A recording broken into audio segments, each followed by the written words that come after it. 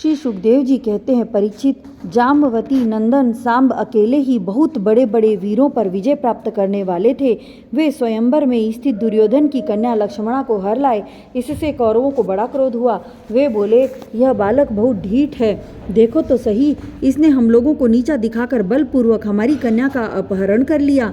वह तो इसे चाहती भी न थी, अतः इस ढीठ को पकड़कर बांध लो। यदि यदुवंशी लोग रुष्ट भी होंगे तो वे हमारा क्या बिगाड़ लेंगे। वे लोग हमारी ही कृपा से, हमारी ही दी हुई धन धान्य से परिपूर्ण पृथ्वी का उपभोग कर रहे हैं। यदि वे लोग अपने इस लड़के की बंदी होने का समाचार सुनकर यहाँ आएंगे तो हम लोग उनका सारा घमंड चूर चूर कर देंगे और उन लोगों के मिजाज वैसे ही ठंडे हो जाएंगे जैसे संयमी पुरुष के द्वारा प्राणायाम आदि उपायों से वश में की हुई इंद्रियां। ऐसा विचार करके कर्ण, शल, भूरिश्रवा, यज्ञकेतु और दुर्योधन वीरों ने कुरुवंश के बड़े बूढ़ों की अनुमति ली तथा सांब को पकड़ लेने की तैयारी की। जब महारथी सांब ने देखा कि धृतराष्ट्र के पुत्र मेरा पीछा कर रहे हैं, तब वे एक सुंदर धनुष चढ़ाकर सिंह के समान अकेले ही रणभूमि में डट गए। इधर कर्ण को मुखिया बनाकर कौरव वीर धनुष चढ़ाए हुए सांब के पास आ पहुंचे और क्रोध में भरकर उनको पकड़ लेने की इच्छा से खड़ा रह इस प्रकार ललकारते हुए बाणों की वर्षा करने लगे। परीक्षित, यदुनंदन सांब अचिंत्य ऐश्वर्यशाली भगवान श्री कृष्ण के पुत्र थे। कौरवों के प्रहार से वे उन पर चिढ़ गए जैसे सिंह तुच्छ हिरणियों का पराक्रम देखकर चिढ़ जाता है। सांब ने अपने सुंदर धनुष का टंकार करके कर्ण आदि 6 वीरों पर, जो अलग अलग 6 रथों पर सवार थे, 6 बाणों से एक साथ अलग अलग प्रहार किया। उनमें से 4 बाण उनके 4 घोड़ों पर, एक उनके सारथियों पर और एक उन महारथी धनुषधारी रथी वीरों पर छोड़ा। सांब के इस अद्भुत हस्त लाघव को देखकर विपक्षी वीर भी मुक्त कंठ से उनकी प्रशंसा करने लगे।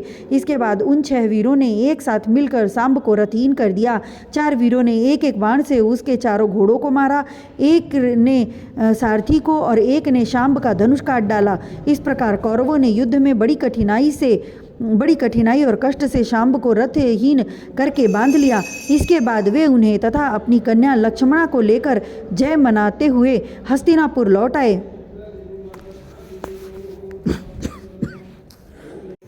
इस प्रकार कौरवों ने युद्ध में बड़ी कठिनाई और कष्ट से सांब को रथहीन करके बांध लिया। इसके बाद वे उन्हें अपनी कन्या लक्ष्मणा को लेकर जय मनाते हुए हस्तिनापुर लौट आए। परीक्षित, नारद जी से यह समाचार सुनकर यदुवंशियों को बड़ा क्रोध आया। वे महाराज उग्रसेन की आज्ञा से कौरवों पर चढ़ाई करने की तैयारी करने लगे। बलराम जी कलह प्रधान, कलयुग के सारे पाप ताप को मिटाने वाले हैं। उन्होंने कुरुवंशियों और यदुवंशियों के लड़ाई झगड़े को ठीक न समझा। यद्यपि यदुवंशी अपनी तैयारी पूरी कर चुके थे, फिर भी उन्होंने उन्हें शांत कर दिया और स्वयं सूर्य के समान तेजस्वी रथ पर सवार होकर हस्तिनापुर गए।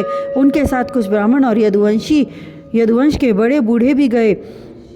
उनके बीच में बलराम जी की ऐसी शोभा हो रही थी मानो चंद्रमा ग्रहों से घिरे हुए हों। हस्तिनापुर पहुंचकर बलराम जी नगर के बाहर एक उपवन में ठहर गए और कौरव लोग क्या करना चाहते हैं, इस बात का पता लगाने के लिए उन्होंने उद्धव जी को धृतराष्ट्र के पास भेजा। उद्धव जी ने कौरवों की सभा में जाकर धृतराष्ट्र, भीष्म पितामह, द्रोणाचार्य, बहिक और दुर्योधन की विधि पूर्वक अभ्यर्थना वंदना की और निवेदन किया कि बलराम जी पधारे हैं। अपने परम हितैषी और प्रियतम बलराम जी का आगमन सुनकर कौरवों की प्रसन्नता की सीमा न रही। वे उद्धव जी का विधि पूर्वक सत्कार करके अपने हाथों में मांगलिक सामग्री लेकर बलराम जी की अगवानी करने चले। फिर अपनी अवस्था और संबंध के अनुसार सब लोग बलराम जी से मिले तथा उनके सत्कार के लिए उन्हें गौ अर्पण की एवं अर्घ्य प्रदान किया। उनमें जो लोग भगवान बलराम जी का प्रभाव जानते थे, उन्होंने सिर झुकाकर उन्हें प्रणाम किया। तदनंतर उन लोगों ने परस्पर एक दूसरे का कुशल मंगल पूछा और यह सुनकर कि सब भाई बंधु सकुशल हैं, बलराम जी ने बड़ी धीरता और गंभीरता के साथ यह बात कही। सर्वसमर्थ राजा धीराज महाराज उग्रसेन ने तुम लोगों को एक आज्ञा दी है, उसे तुम लोग एकाग्रता और सावधानी के साथ सुनो और अविलंब उसका पालन करो। उग्रसेन जी ने कहा है, हम जानते हैं कि तुम लोगों ने कईयों ने मिलकर अधर्म से अकेले धर्मात्मा सांब को हरा दिया और बंदी कर लिया है। यह सब हम इसलिए सह लेते हैं कि हम संबंधियों में परस्पर फूट न पड़े, एकाग्रता बनी रहे। अतः अब झगड़ा मत बढ़ाओ, सांब को उसकी नववधू के साथ हमारे पास भेज दो। परीक्षित बलराम जी की वाणी वीरता, शूरता और बल पौरुष के उत्कर्ष से परिपूर्ण और उनकी शक्ति के अनुरूप थी। यह बात सुनकर कुरुवंशी क्रोध से तिलमिला उठे। वे कहने लगे, अहो, यह तो बड़े आश्चर्य की बात है। सचमुच काल की चाल को कोई नहीं टाल सकता। तभी तो आज पैरों की जूती उस सिर पर चढ़ना चाहती है जो श्रेष्ठ मुकुट से सुशोभित हैं। इन यदुवंशियों के साथ किसी प्रकार हम लोगों ने विवाह संबंध कर लिया। ये हमारे साथ सोने बैठने और एक पंक्ति में खाने लगे। हम लोगों ने ही इन्हें राज सिंहासन देकर राजा बनाया और अपने बराबर बना लिया। ये यदुवंशी चंवर, पंखा, शंख, श्वेत छत्र, मुकुट, राज सिंहासन और राजोचित शैया का उपयोग इसलिए कर रहे हैं कि हमने जानबूझकर इस विषय में उपेक्षा कर रखी है। बस अब हो चुका। यदुवंशियों के पास अब राजचिन्ह रहने की आवश्यकता नहीं। उन्हें उनसे छीन लेना चाहिए। जैसे सांप को दूध पिलाने वाले के लिए ही घातक है, वैसे ही हमारे दिए हुए राजचिन्हों को लेकर ये यदुवंशी हमसे ही विपरीत हो रहे हैं। देखो भला, हमारे ही कृपा प्रसाद से तो इनकी इतनी बढ़ती हुई है और अब ये निर्लज्ज होकर हम ही पर हुक्म चलाने लगे हैं। शोक है। जैसे सिंह का ग्रास कभी भेड़ा नहीं छीन सकता, वैसे ही यदि भीष्म, द्रोण, अर्जुन आदि कौरव वीर जानबूझकर न दे दें तो स्वयं देवराज इंद्र भी किसी वस्तु का उपभोग कैसे कर सकते हैं। श्री सुखदेव जी कहते हैं, परीक्षित कुरुवंशी अपनी कुलीनता, बांधवों, परिवार वालों, भीष्मादि के बल और धन संपत्ति के घमंड में चूर हो रहे थे। उन्होंने साधारण शिष्टाचार की भी परवाह नहीं की और वे भगवान बलराम जी को इस प्रकार दुर्वचन कहकर हस्तिनापुर लौट आ गए। बलराम जी ने कौरवों की दुष्टता, शिष्टता देखी और उनके दुर्वचन भी सुने। अब उनका चेहरा क्रोध से तमतमा उठा। उस समय उनकी ओर देखा तक नहीं जाता था। वे बार बार जोर जोर से हंसकर कहने लगे, सच है, जिन दुष्टों को अपनी कुलीनता, बल, पौरुष और धन का घमंड हो जाता है, वे शांति नहीं चाहते। उनको दमन करने का, रास्ते पर लाने का उपाय समझाना बुझाना नहीं, बल्कि दंड देना है। ठीक वैसे ही जैसे पशुओं को ठीक करने के लिए डंडे का प्रयोग आवश्यक होता है। भला देखो तो सही, सारे यदुवंशी और श्री कृष्ण भी क्रोध से भरकर लड़ाई के लिए तैयार हो रहे थे। मैं उन्हें शनै शनै समझा बुझाकर इन लोगों को शांत करने के लिए, सुलह करने के लिए यहाँ आया। फिर भी ये मूर्ख ऐसी दुष्टता कर रहे हैं। इन्हें शांति प्यारी नहीं है, कलह प्यारी है। ये इतने घमंडी हो रहे हैं कि बार बार मेरा तिरस्कार करके गालियाँ बक गए हैं। ठीक है भाई, ठीक है। पृथ्वी के राजाओं की तो बात ही क्या, त्रिलोकी के स्वामी इंद्र आदि लोकपाल जिनकी आज्ञा का पालन करते हैं, वे उग्रसेन राजा धीराज नहीं हैं। वे तो केवल भोज, वृष्णि और अंधकवंशी यादवों के ही स्वामी हैं।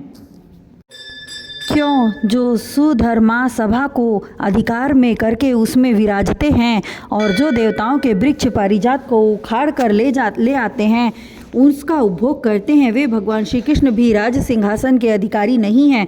अच्छी बात है। सारे जगत की स्वामिनी भगवती लक्ष्मी स्वयं जिनके चरण कमलों की उपासना करती है, वे लक्ष्मीपति भगवान श्री कृष्ण चंद्र, छत्र, चंवर आदि राजोचित सामग्रियों को नहीं रख सकते। ठीक है भाई, जिनके चरण कमलों की धूल संत पुरुषों के द्वारा सेवित गंगा आदि तीर्थों को भी तीर्थ बनाने वाली है। सारे लोकपाल अपने अपने श्रेष्ठ मुकुट पर जिनके चरण कमलों की धूल धारण करते हैं, ब्रह्मा, शंकर, मैं और लक्ष्मी जी जिनकी कला की भी कला है और जिनके चरणों की धूल सदा सर्वदा धारण करते हैं, उन भगवान श्री कृष्ण के लिए भला राज सिंहासन कहाँ रखा है। बेचारे यदुवंशी तो कौरवों का दिया हुआ पृथ्वी का एक टुकड़ा भोगते हैं। क्या खूब, हम लोग जूती और ये कुरुवंशी स्वयं सिर हैं। ये लोग ऐश्वर्य से उन्मत्त घमंडी कौरव पागल सरीखे हो रहे हैं। इनकी एक एक बात कटुता से भरी और बेसिर पैर की है। मेरे जैसा पुरुष जो इनका शासन कर सकता है, इन्हें दंड देकर इनके होश ठिकाने ला सकता है, भला इनकी बातों को कैसे सहन कर सकता है। आज मैं सारी पृथ्वी को कौरव विहीन कर डालूंगा। इस प्रकार कहते कहते बलराम जी क्रोध से ऐसे भर गए मानो त्रिलोकी को भस्म कर देंगे। वे अपना हल लेकर खड़े हो गए। उन्होंने उसकी नोक से बार बार चोट करके हस्तिनापुर को उखाड़ लिया और उसके डूबने के लिए बड़े क्रोध से गंगा जी की ओर खींचने लगे। हल से खींचने पर हस्तिनापुर इस प्रकार कांपने लगा मानो जल में कोई नाव डगमगा रही हो। जब कौरवों ने देखा कि हमारा नगर तो गंगा जी में गिर रहा है, तब वे घबरा उठे। फिर उन लोगों ने लक्ष्मणा के साथ सांब को आगे किया और अपने प्राणों की रक्षा के लिए कुटुंब के साथ हाथ जोड़कर सर्वशक्तिमान उन्हीं भगवान बलराम जी की शरण में गए और कहने लगे, लोकाभिराम बलराम जी, आप सारे जगत के आधार शेष जी हैं। हम आपका प्रभाव नहीं जानते प्रभु, हम लोग मूढ़ हो रहे हैं, हमारी बुद्धि बिगड़ गई है, इसलिए आप हम लोगों का अपराध क्षमा कर दीजिए। आप जगत की स्थिति, उत्पत्ति और प्रलय के एकमात्र कारण हैं और स्वयं निराधार स्थित हैं। सर्वशक्तिमान प्रभु, बड़े बड़े ऋषि मुनि कहते हैं कि आप खिलाड़ी हैं और ये सब के सब लोग आपके खिलौने हैं। अनंत आपके सहस्त्र सिर हैं और आप खेल खेल में ही इस भूमंडल को अपने सिर पर रखे रहते हैं।